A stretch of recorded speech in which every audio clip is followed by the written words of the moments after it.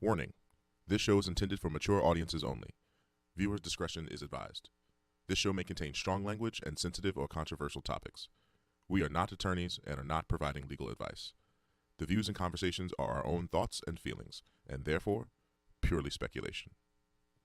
The entertainment world and beyond. Skywalker, air miles, feeding on a surface, gliding on water, constricted and conflicted. Welcome to Purely Speculation, a show that exposes the harmful effects of the criminal legal system.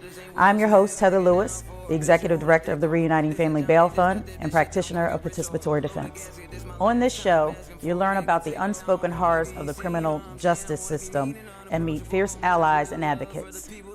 We will make the best of our traumatic experiences. We will get angry. We may even cry.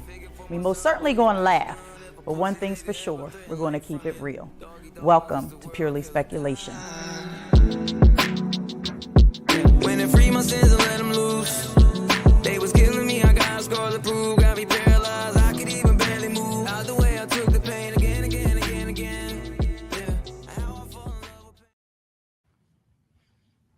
Hello. Good evening, folks.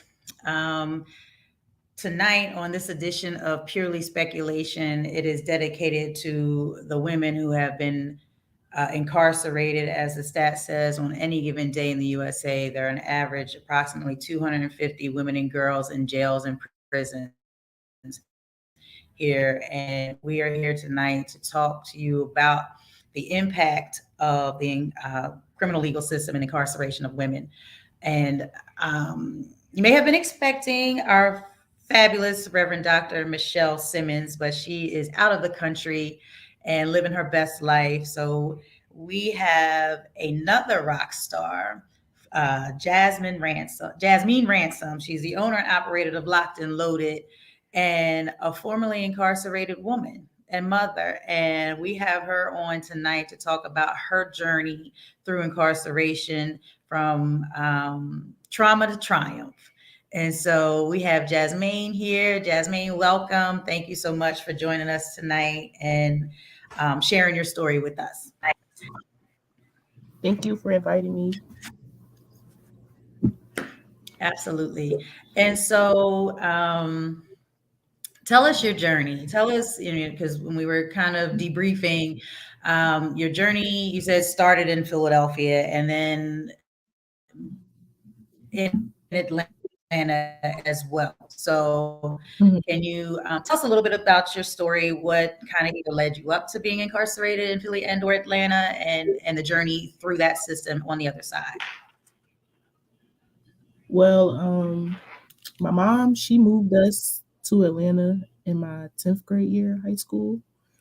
So, everybody wanted me grown. When I graduated, I came back to Philly and, just was doing what I wanted to do.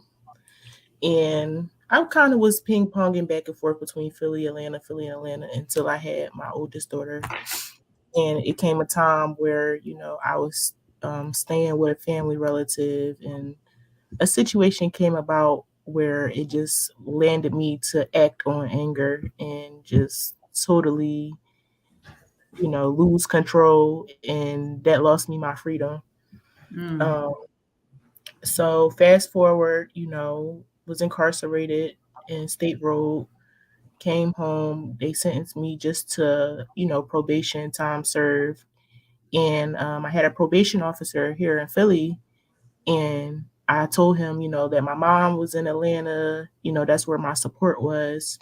He granted me permission to move to Atlanta, but he ended up quitting. And he never did my paperwork. Fast forward to me getting arrested in Atlanta for the same thing, just letting my anger get the best of me. Got arrested down there and I found out I had a warrant in Philly. It was too far to extradite me, so I just came and turned myself in, not knowing that I would just be sitting in State Road again. But this time when I came to turn myself in, I was pregnant with my youngest daughter.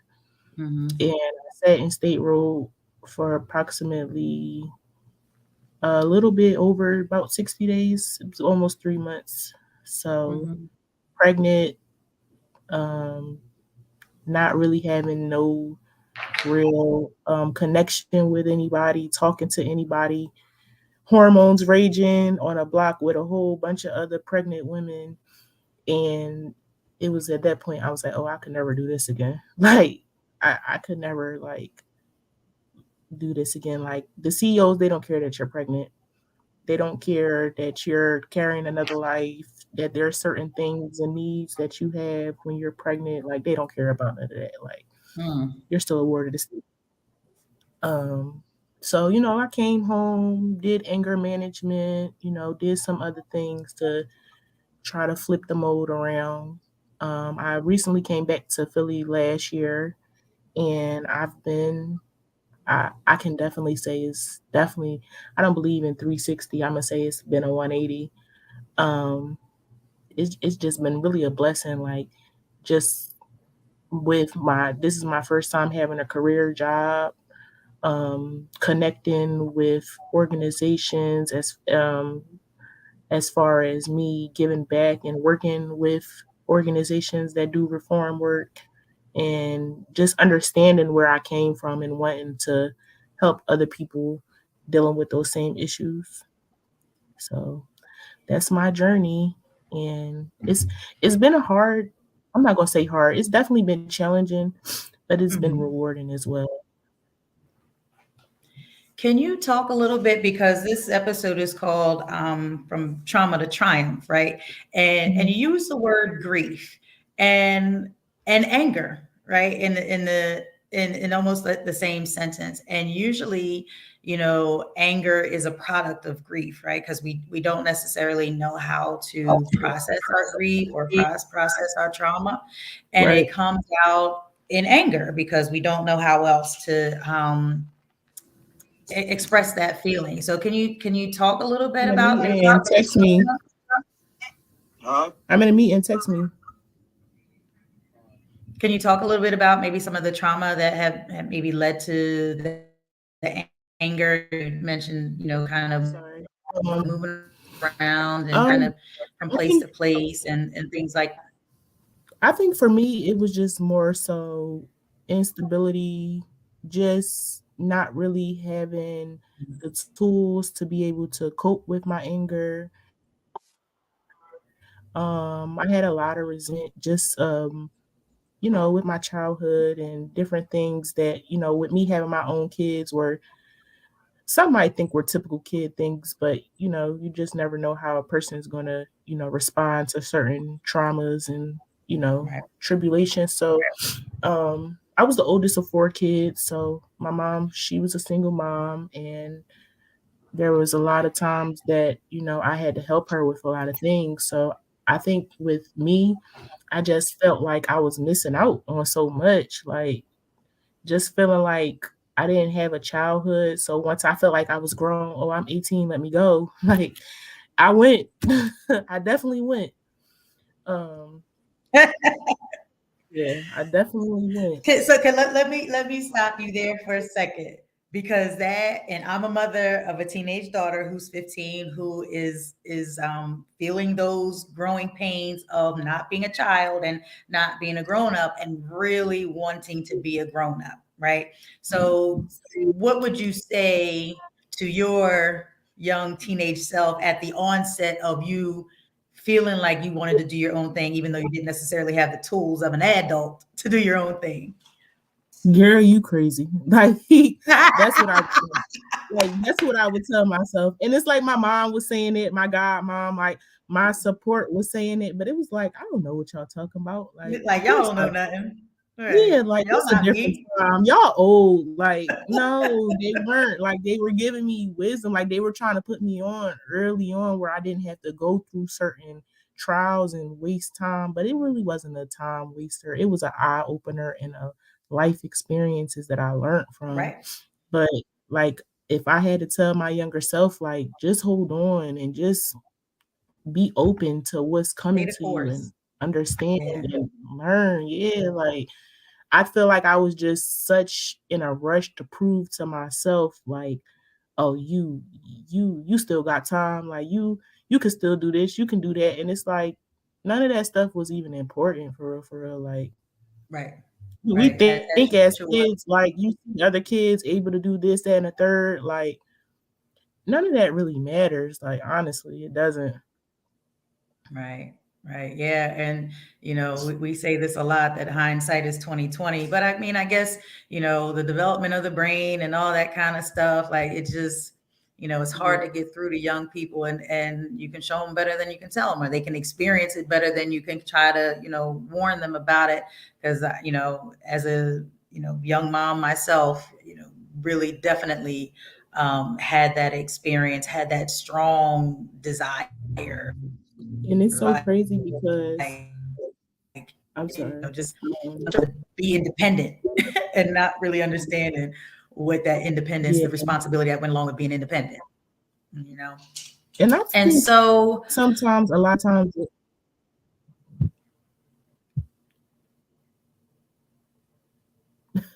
could, it was breaking. No, it was breaking up at the same time. I'm sorry. that's okay. You were going to say something? I think I was. Oh no, I was just saying. I think sometimes like mothers and daughters, like it'll kind of always give that energy, but as long as there's like that good nurturing and the good energy, it'll go the right way. So that's all I Right. was going to say. Well, that's hopeful. You're giving me hope for my 15-year-old daughter. So we gonna Yeah, put that out there in the universe that, what I mean, what's in me that got me through is in her that will get her through. The same thing that was in you that got you through, right? yeah. Well, And so I mean, that's what she we can won't. hope and pray for our young girls. Yeah.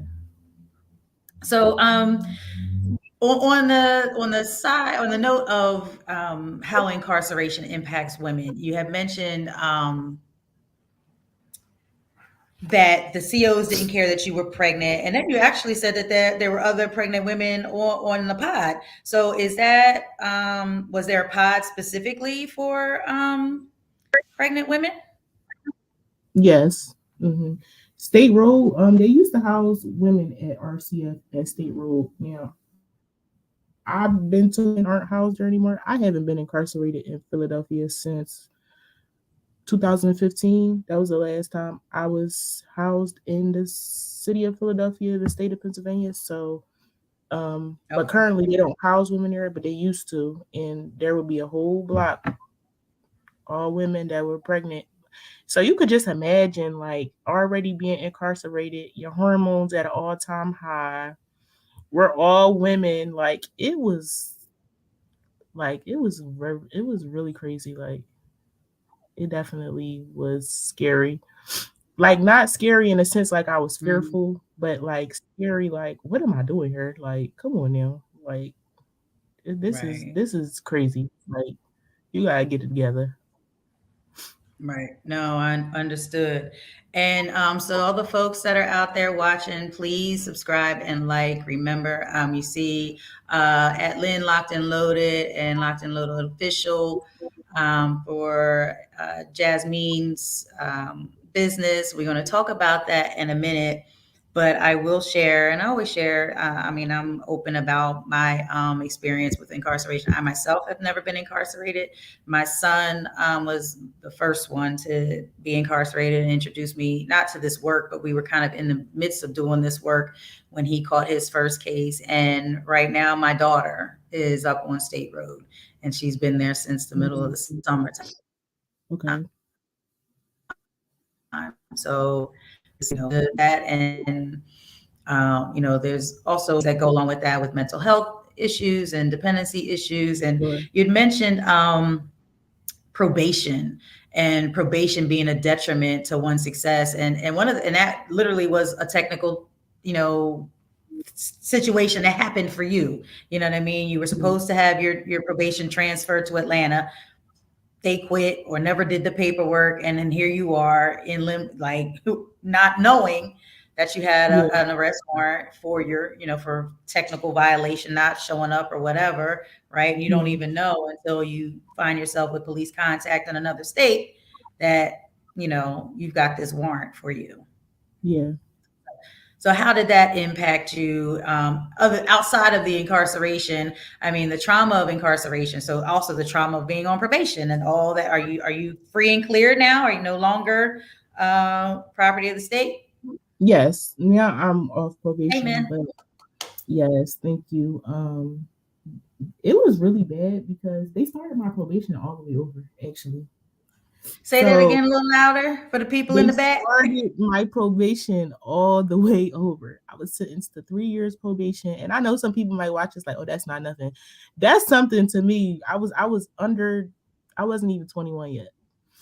so I had already did 2 years.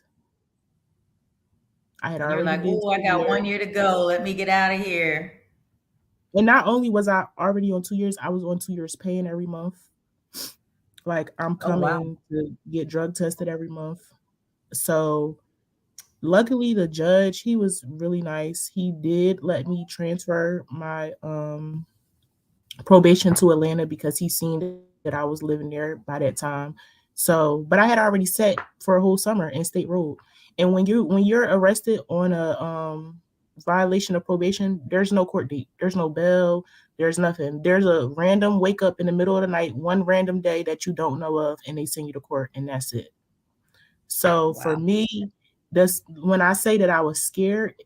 For me, I was every day not knowing when I was going home, not Right. having no communication with the public defender. Like I'm writing letters to judges, and they weren't even my judges. Like I'm listening to other inmates. Like people. Every inmate swears they're a lawyer when you go to jail. So Right. it's like, Right.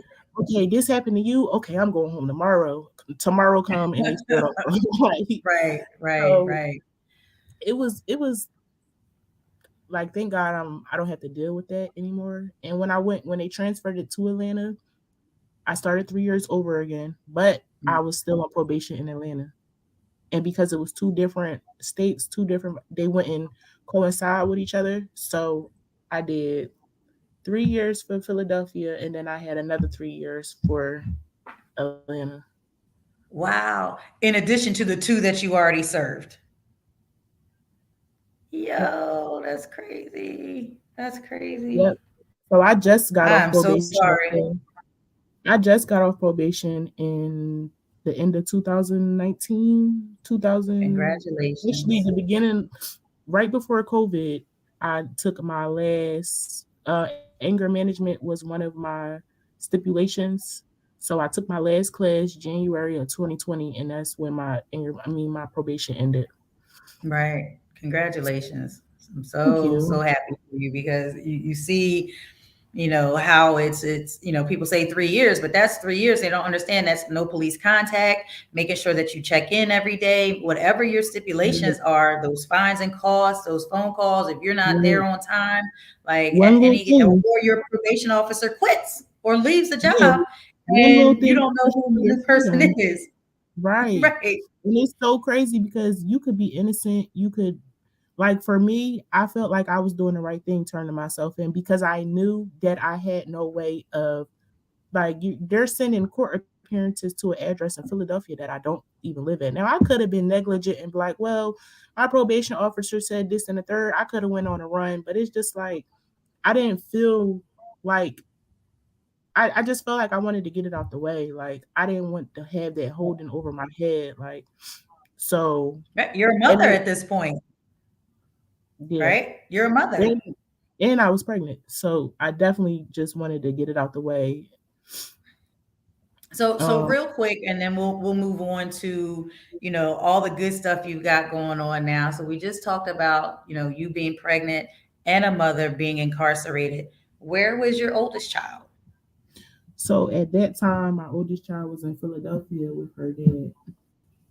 And it was Okay. so crazy because I went to go turn myself in and nobody knew that I was in jail. Like, the sheriffs, I actually called in Atlanta before I came to turn myself in. They were like, yeah, just come down. We'll give you another court date. You come back to court. Right. Yeah, it'll be all good. I'm like, okay, that's real responsible. Like, I'll come. I drove, like, my uncle, he drove me all the way there. Like, he just told me, like, don't take nothing down there. I'm like, what? Why? I'm coming. Like, they just I'm giving me coming some back. paperwork. but my uncle, he just had served time in the Fed, so he was like, no, like, don't take nothing.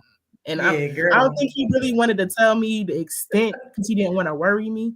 He was like, Right. don't take nothing. Like, I still took my purse down there, Mm-hmm. my phone. I signed. Then they were like, okay, we're going to go get your probation officer. Came back. It was a CO with handcuffs. Like, I was What? right at, yeah, it was, I don't even think it was a CO. I think it was a sheriff or something. Actually, it Right. was a sheriff, but they put the handcuffs on me.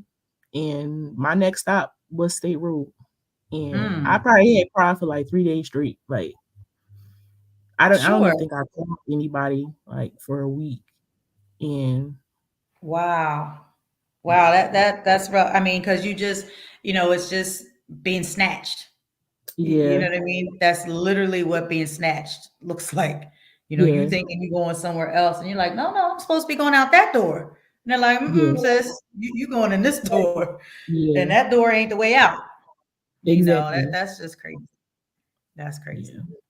So if anyone's on, you got questions for Jasmine or myself, or just comments, please drop them in the chat. Remember to like and subscribe to Purely Speculation, because this isn't gonna be the last that we see of Jasmine, because she's doing some awesome things. Talk to us a little bit about your business, because from trauma to triumph, let's talk about the triumph. Because So that's something we want to celebrate. It's nothing that yeah, is going to be small. No matter, it may sound small to you, but to the rest of us, it's like wow. Because we've heard where you started, and so now right. I want to see where you're at. So I started my business through a transformative workshop through the Elevation Project. So the Elevation Project also does reform work as well. I came in collaboration with them. They were at actually the Reform Alliance was having a job fair. Like I think it was June or July, Shout and out to they were Reform, one of our sponsors. yeah, and I was looking for another job because I work at a school. So the summertime just it's no hours for real. And Mhm. I actually went with a friend. It was at the Wells Fargo Center. So we kind of split um, the businesses in half. I took half the room, he took other half room. And I went to we signed up for their classes and I went and I was the first, that was their first class they were having. So, um, man, that class, it gave me so much hope because it was just like these people didn't know us from a can of paint and they just pushed us and made us believe in ourselves more than anything. Like week after week. So we met Tuesdays and Thursdays for an hour for 10 weeks. Built a business. We built a website. We built our social media presence. We built a product. Like you couldn't finish the class without having a product to sell. Um, Nice. and then once we were done, we had a ceremony, basically like a graduation. It was set up like Shark Tank where we presented our business and presented our product. Um, and the Elevation Project, they actually paid for our LLC. We had fundraisers to raise costs for our startup costs for our business. The Elevation Project, they also helped us and assisted us with costs as well. Shout out to Elevation Project. Like they have really been like a blessing in my life, as far as just elevating. Like, but So yeah, what's the so name of the business? What's the name of your business? Because I think you have more than one. Yes. yeah, I do a little something. I do a little. See, I So said the ain't, business ain't I'm nothing, doing, ain't nothing little, ain't nothing little. You doing it um, big. so my main business right now is Locked and Loaded. That's my hair care club. So I do offer natural hair services. That's locks, braids, presses, curls, anything that has to do with natural hair. I know how to do sew-ins and stuff like that. Like, it's per request. I just don't advertise that because I'm sticking to the natural. But I also have products as well. So I make my own growth hair oil. I recently created my own lock butter, a beard balm, and then I have hair mist as well. So, and my business is really set up as a club where you can buy a membership. You can buy a yearly membership for $9.95, and you get your hair done twice a month. You don't have to worry about paying. You already paid. Hopefully it takes time because it's coming up. Yo, that's dope. I've never heard of that, and I got a daughter that like needs that. Yeah. I need that. Or you can do the monthly subscription. Cancel at any time. I would suggest the yearly because it's out the way. Like you do the yearly subscription. It comes with monthly. Yes, it's affordable. Like that was my whole point in doing it because I already charge $100 per session. So if you don't get the membership and you can still do it individually without the membership, but you saving $205. Like who wouldn't want to save money? Right. Yes. So, I like that. See that? All right, Elevation Project with the new memberships. Yes. Oh, I like that. I like that. And so we're going to take a quick commercial break, and I'm going to kind of just describe what we're about to see. I think, are you familiar with Reverend Michelle Simmons from Why Not Prosper? Do you know her? Yes. Okay. Yes. So she is phenomenal woman, phenomenal journey as well. Been in the game much longer than you or I put together. And she has an initiative. So she's got transitional housing. She's got workshops similar to the Elevation Project. She's got books that she has out, and her new endeavor. And she just opened up a 12-unit apartment building in Harrisburg. But now she's bringing it back to Philadelphia and asking 1 million women to give $1 to create a talking park called Prosper Park in Philadelphia. So we're about to see a little clip about Prosper Park and see how we can support and bring that to fruition.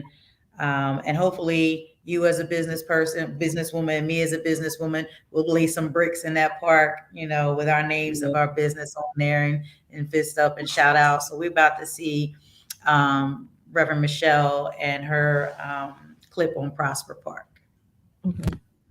Why Not Prosper has helped more than 1,000 formerly incarcerated women re-enter society as productive members of their community. Now they are calling on 1 million women worldwide to help them memorialize this achievement. Join them as they build Prosper Park. There are many parks in Philadelphia named after Black Americans. However, there has never been a park created by formerly incarcerated women. Welcome to Prosper Park. Prosper Park is a talking park. Hear amazing stories of recovery and resilience. My name is Reverend Michelle Simmons. I'm a formerly incarcerated person, and I am now doing things big. There'll be guided meditations. In one slow, steady breath, as you inhale, you're going to healing music. And you can take a ride on a bike after you finish the visit. We're turning 1 million women into philanthropists by giving just $1. That's 1 million women giving just $1 to build a permanent legacy to hundreds of formerly incarcerated women and women who have come through the doors of Why Not Prosper. Give today.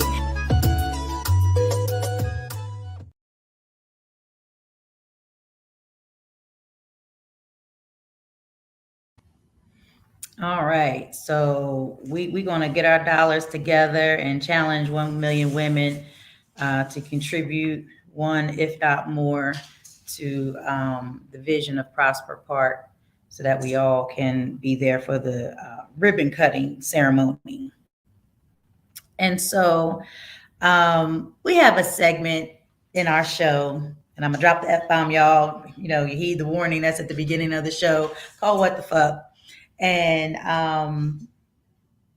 this is a segment, and it's a segment that can be sponsored. So anybody that's out there watching want to be bold and sponsor the What the Fuck moment, you can do that. But this is a segment where we get to express either exasperation, like, oh my God, like this is crazy, or, and, like something terrible has happened, or, oh my God, this is crazy. I can't believe this is actually happening to me. And so I'm going to start with my what the fuck moment. And it's most recent because we kind of talked about it a little bit. And since this is the impact of incarceration on women, it's only right to bring our girl Brittany Griner into the conversation. I'm so this her incarceration impacted me so deeply, like this was my mama.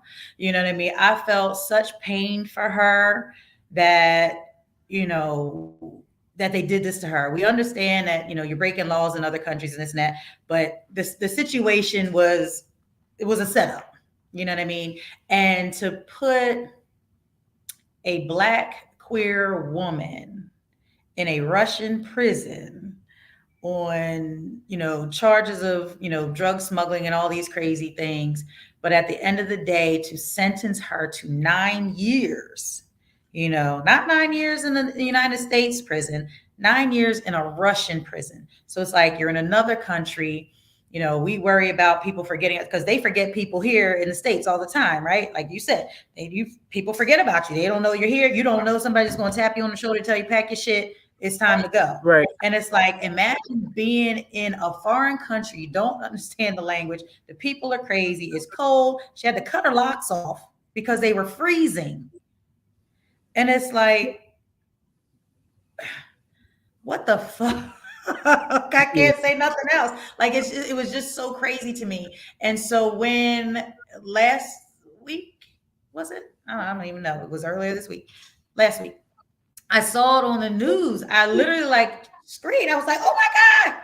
Like when I saw it come across the thing that Brittany Griner was released, because I'll be honest, I did not expect her to be released shorter than 9 years. No, I really did not, especially considering the racial climate here in the States. And, everybody's saying, oh, we're happy that she's home, but then you're really not happy that she's home. You wanted that white Marine to be home, not the Black queer female basketball player. You know what I mean? Yeah. And so it's like, you have to understand that there's other dynamics at play. And the president told you, don't take your ass to Russia. Will do it again. Take your ass to Russia if you want to. You know what I mean? Heed the warnings, heed the codes, you know what I mean, and the laws, but you ain't got no business being in Russia. She had business to be in Russia. I ain't got no business being in Russia, so I'm not going to Russia.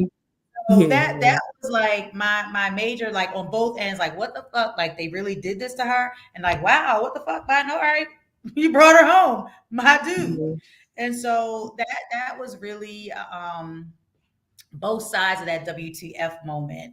And so that was really powerful for me. And I still, get emotional about it, but I think like, wow, like, whew, that's a huge sigh of relief. And a huge sigh of relief when you're finally going home and you finally, get back to be with your people and your loved ones and your family and your children. You know what I mean? She has children. She has a wife. She's got family. And not to say that, the Marine doesn't have that either, but, we're talking about the person that we brought home and the sigh of relief. I pray that they have the sigh of relief for when they bring him home as well. So share with me your WTF moment. Okay. So we had kind of discussed one earlier, but I'm going to change it. So yeah, go for whatever you want to do. I was scrolling down my timeline on Instagram because that's just one of my favorite things to do. And I had seen an elementary school on lockdown. And it's just becoming more and more frequent in the city. A parent brought a gun to the school, whatever the situation was. But then I see another school on lockdown and there's like hella fights outside. There's parents with guns at the let out. And I'm just like, what the fuck? Like this is in Philadelphia? This is in Philadelphia, yes. And to me, it's just like I feel like when I was in high school in Philly, like we had fights with other schools, like kids, like you're gonna fight, like that's just a teenage thing to do. But why are you bringing a gun to child school. Right. Like, Pick your child up. why are you firing a gun in a crowd of kids? Like, where does any sense start at? Because it can't start at the kids if these are the parents. Like, I was just really taken aback because, like I told you, I work at a school and we've been on lockdown numerous times because of the school that I worked at is K-8, but it's right next to Lincoln. So anytime there's an issue at Lincoln, they put us on lockdown. So it's just like, and it's not just like for fights, it's kids bringing guns, parents bringing guns. Like, that's too far.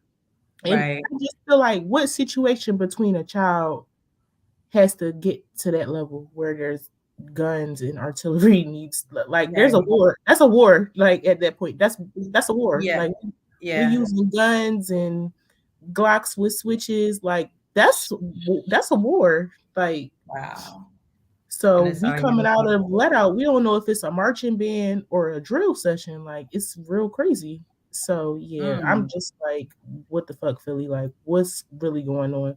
Where's the protest at the school district buildings? Like, where is the protest at City Hall? Like, the parents who actually don't have no other option for their kids to go to nowhere else but Philly schools, like, and actually want their child to be safe. Like, where's the outcry? Like, it's really crazy and it's really sad.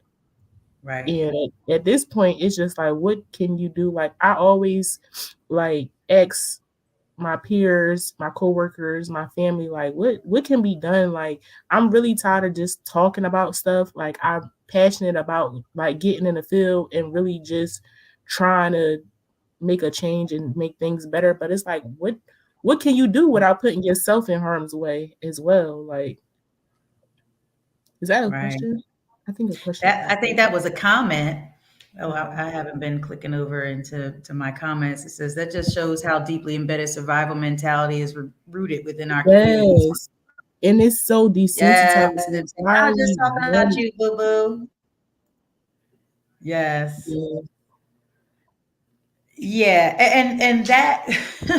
So the work that we do, and we're gonna get ready to get out of here. The work that we do with reform work, right? Because it's community organizing. Also, it also can go into the school districts, those school systems, our healthcare systems, our mental health systems, like all those systems that people that they're experts in, and then we're the ones that are consumers of their expert opinion, that we have to start banding together. Just like we share our collective knowledge about the criminal legal system, we have to start sharing. You're an educator, so I don't have, a child, so to speak, in that school, but it's like we need those parents to start speaking out and start sharing their stories. Like, I can help you organize. I can't lead it because I don't have a child in that school, right? And so that could be a whole nother show. And for all of our educators out there, the teachers, because it just happened here in Norristown last week. We just literally had a riot. I seen, and I was just so confused because my cousin lived in Norristown. I could have sworn people moved to the counties to get away from Philly. To get away from that. Yeah. And I'll call out the school district and I'm gonna call out the school board. Like, there's no discipline. And then I'm not saying that discipline needs to be in the form of having police in our schools. Discipline meaning that obviously if kids are they fight in that school every day. Yeah. Every day there's a fight. That's a problem. That's a sign of something else. But that school district, there are 3 towns that feed that school district: Norristown, East Norton, and West Norton. 70% of that school is from Norristown, which means probably 60% are Black kids, Black and brown, Hispanic. And then we have the other 2 that are predominantly white that are clashing about not wanting to have. They're not funding the sports programs. They're not funding the music programs. They're not anything that our Black and brown kids would gravitate to for safety and for belonging to something and having something to do other than go home and not have anything to do at home. The things that our kids, the outlets that our kids have to keep them safe and give them alternatives to bad behavior or boredom, they do not support. And the fact that our school board and the teachers, 13% of the district are people of color. Most of them are not teachers. You know what I mean? So we don't have representation in the classroom, in leadership, in anywhere. And so they're not looking at that. So I'm calling them out. I'm calling out all the educators. It's like, this is a problem. And again, I don't have a child in this school district. You know what I mean? I have friends that do. And I'm like, look, we got platforms. We can do this. Like, let's organize, but I can't lead it. I need those parents to lead it and follow through, not just for today, not for next week or 2 weeks down the road. Like, they need to stay committed to seeing this change. And so, Jasmine, I thank you so much for your time and spinning on a dime. That's how we do as Black women, as mothers. You're like, oh, I need to turn left. All right, let's get it. And so I really, really appreciate you coming through in the clutch. And we'll have Reverend Michelle on, sometime in the future when she's not traveling the world. And, and if it's an education, the thing, we'll bring you on. If it's an entrepreneur thing about getting that hair, and trust me, I'm gonna follow up. I'm gonna get that yes, please membership. do. I'm getting that. Okay, and I just really, really appreciate you. I appreciate all the folks that come through and support the show. Please remember to like and subscribe and share. This is recorded. It will be in our archives on our YouTube channel, and look for you to have some clips in the future. So we're going to have some clips of this and be able to share on your social media, especially with your business, and hopefully it'll draw some traffic to your site and get you some business so that you can be jet setting like Reverend Michelle. Thank you. I greatly appreciate it. All right, Tuesday, the fourth Tuesday, we'll have our Court Watch edition. So we will be highlighting what is going on in the courthouse. We're going to be documenting something that's going on this week right now. So stay tuned. We might have some, breaking news kind of thing that folks might find interesting and be able to build around. So with that, peace out. Free her all day. Thank you for tuning in to this episode of Purely Speculation. If you learned something, share something. Please like, follow, and share this show. The more our communities know, the more they are empowered, and the faster we can create change. Purely Speculation would not be made possible without the generous support of the Community Justice Exchange, the Health Sparks Frank E. Boston Black Justice Fund, Philadelphia Foundation, and Reform Alliance. Thank you. Booyah! Intuition different, already lived and dreamt it. Visions make my vision clear as I'm jogging through this fog of life. I be